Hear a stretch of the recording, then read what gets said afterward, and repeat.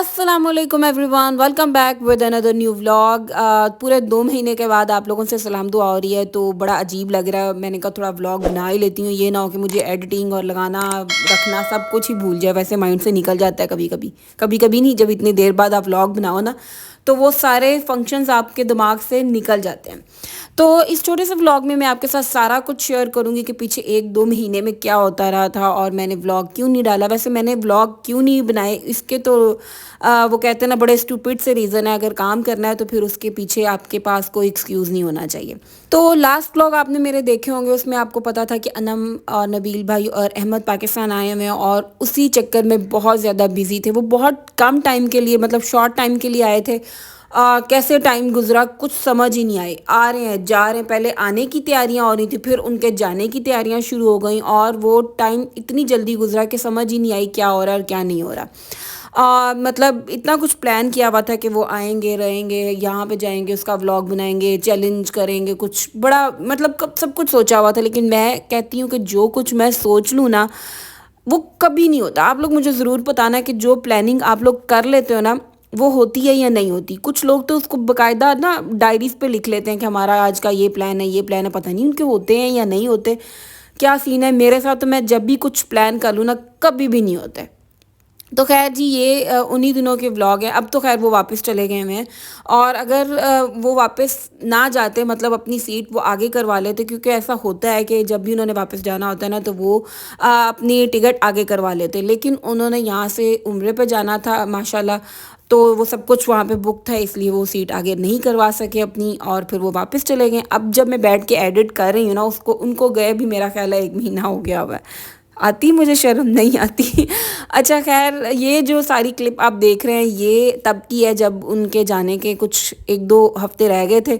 अच्छा, अहमद ने अभी दांत नहीं निकाले और जब उसने दांत निकालना शुरू करने माशाल्लाह तो वो होगा अमेरिका। तो अम्मी ने कहा कि जब वो अमेरिका होगा तो अभी यहाँ पे है तो हम लोग जो है ना ये मीठे दाने, कुछ फुलियाँ और कुछ चीज़ें जो है ना वो ये बाउल बना के देते होते हैं फैमिली में। ये मेरी खाला ने अपने बेटे की बेटी के दांत निकालने पे दिए थे, तो तब से हमें भी शौक था कि हमारे घर भी कुछ होगा तो हम लोग भी ये इस तरह से करेंगे। तो हमने कहा चलो शौक पूरा कर लेते हैं और फिर ये बनाए, सारे पैक किए, चीज़ें इकट्ठी की और अब मैं, अम्मी और पापा जो हैं वो ये देने जा रहे हैं उनकी तरफ। हमने जो जिनको देने थे उनको दे दिए थे। और भाई साहब जितनी देर वो यहाँ पाकिस्तान में रहे हैं बहुत शदीद गर्मी थी, इतनी गर्मी थी कि कुछ समझ ही नहीं आई कि हो क्या रहा है। और अब मैं जब बैठ के वॉइस ओवर कर रही हूँ ना तो मौसम बहुत बदल गया है, हवा ठंडी चलती रहती है, गर्मी बहुत कम हो गई है। उसकी रीज़न ये है कि बारिशें बहुत ज़्यादा हुई हैं। पहाड़ी इलाके में बहुत ज़्यादा ख़तरनाक किस्म का सैलाब आया हुआ है, इतने लोग मर गए हैं, घर पानी में बह गए हैं। इतनी देख के तकलीफ़ हो रही है और मुझे लगता है ये तकलीफ़ उन्हीं को लोगों को फ़ील हो सकती है जिनके अपने घर नहीं हैं या जिन्होंने तिनका तिनका जोड़ के घर बनाए हुए हैं।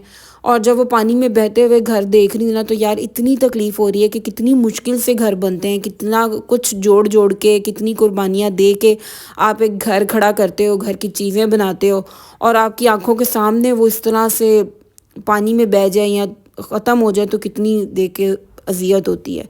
बस सबके लिए दुआ है कि अल्लाह पाक सबके ऊपर खैर करे। बारिशें हो रही हैं तो रहमत की बारिश हो, लेकिन हमारे काम और हमारे अमाल ऐसे हैं कि हम क्या ही कहने हैं। मतलब इतना कुछ दुनिया में हो रहा है, इतनी फहाशी और पता नहीं क्या कुछ सोशल मीडिया पे आप देखने को अब मिलता है ना कि आपको यकीन नहीं आता है कि यार हम पाकिस्तानी हैं और हमारे मुल्क के अंदर ये कुछ हो रहा है।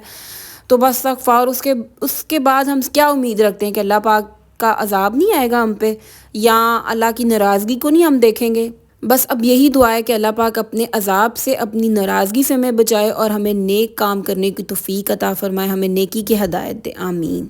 अच्छा, अब वापस व्लॉग की तरफ आते हैं। तो प्लान कुछ ये था कि अहमद की 6 मंथ की बर्थडे जब इन्होंने करनी थी ना, हम लोगों ने प्लान की हुई थी।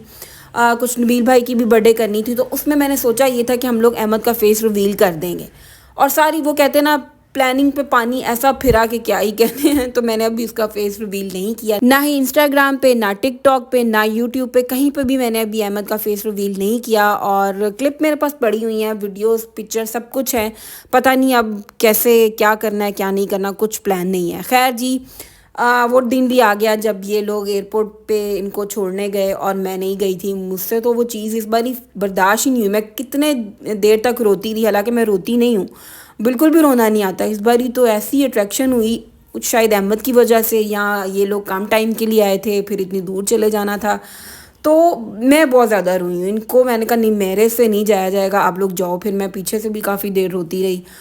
और यकीन माने अब अहमद की इतनी याद आती है ना कि दिल करता है इसको गले लगाओ, हग करो, इतनी ज़्यादा किसेस करो, लेकिन ऐसा पॉसिबल नहीं है, क्योंकि वीडियो कॉल में ये सब कुछ नहीं हो सकता। सिर्फ आप देख सकते हो, आवाज़ सुन सकते हो, और बस, और कुछ नहीं। अच्छा, इस टाइम पीरियड पे अगर मेरे व्लॉग नहीं ना आए तो बहुत कुछ हुआ है। रजब भट्ट की काफ़ी ज़्यादा वीडियोस लीक हुई हैं, उनके सारे दोस्तों की वीडियोस लीक हुई हैं। एक बंदी उठकर आ गई, उसने कहा जी इसने मेरे साथ निकाह किया हुआ। उसने भी काफ़ी चीज़ें सोशल मीडिया पे शेयर की हैं, लेकिन अभी तक रजब की तरफ से कोई ऐसा स्टेटमेंट नहीं आया कि हाँ अभी हमने निकाह किया हुआ है। हाँ, मैंने एक वीडियो ज़रूर उनकी देखी थी जिसमें शायद उन्होंने ये कहा था कि पास्ट में सभी गलतियाँ करते हैं और अब उस गलती को कोई हवा दे रहा है तो उसमें मैं क्या कर सकता हूँ।